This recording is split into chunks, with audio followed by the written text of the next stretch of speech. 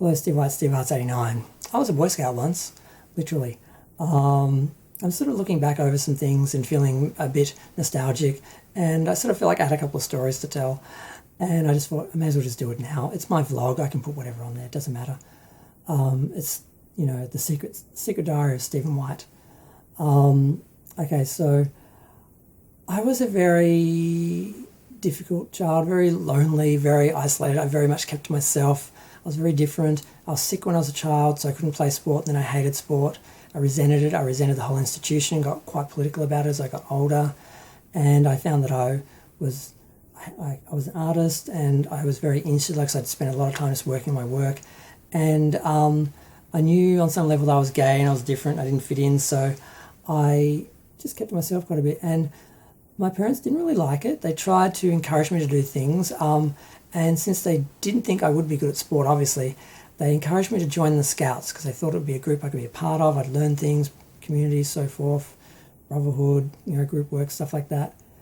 So I did it. Now, over our back fence, we had a giant park, and across from that was another family that we're sort of friends with. And the father there, he kind of got a little bit involved in my life, where he tried to teach me how to play football and things like that, because my dad really wasn't that involved. He was there, but he just was not dialed in. And it didn't really work, but he tried. And one of the things he tried was, because he was one of the Scoutmasters, he suggested, Scouts. So we got my uniform, we paid the membership, they had a Scout hall, which has since burnt down a few years ago and is gone, and now it's been replaced with a tennis court, which is not quite on the exact spot, but it's on the same lot. And I started going.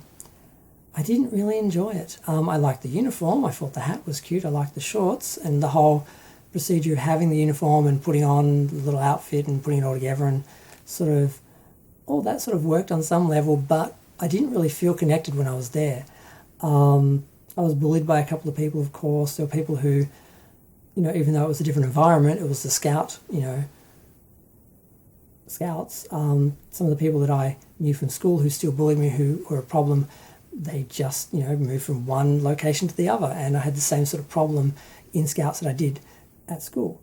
So, because I was bullied severely, because I was sort of different, because I was an artist, and because people knew I was a sissy, as I was called back then, before people knew the F word, which they then started using, or the P word, which I think they started using first.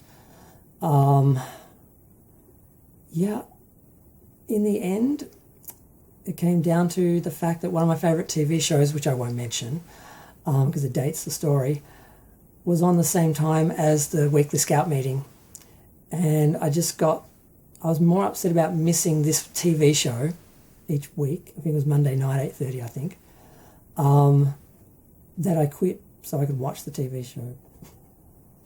So ultimately, that's how much Scouts meant to me, and how much impact it had on my life, that I didn't feel a part of that group. I didn't feel part of that community. I was just as much an outsider and just as bullied there as I was at school or at home or anywhere else. And I ended up just leaving because at the end of the day, I didn't want to miss my favourite TV show that was on the same time. I felt a little bit bad because, the guy across the way, I won't mention his name, he did put some effort into getting me in there, and he did try to encourage me and be like a mentor. But I didn't relate to him. I knew I was never going to be like him, So I just went off and did my own thing, and it was okay. I think my parents stopped worrying after a while. They just sort of figured I'm going to work it out all by myself, work out who I am, and I'll be fine. They don't need to worry so much. But for a while there, they were trying to fit me into lots of square pegs because they knew I didn't fit anywhere. And then they just sort of decided to let me do my own thing. And that was the best thing, because I did have a lot of freedom creatively to just do whatever I wanted. And because I was basically a reasonably well-behaved, mature, intelligent child, I didn't get up to any real trouble anyway. My mum left me stay by myself a couple of times when she was travelling briefly. She didn't have to worry about me. No one worried about me. My brother checked like once every other day. They knew I wouldn't get up to any trouble. I wasn't that sort of kid. And I think they also knew I was gay. I didn't have a lot of options in the town. It's not like I could go run off with some guy or something and get in trouble. It was just me and the TV and my art. and my books and my stories, and I didn't really leave the room.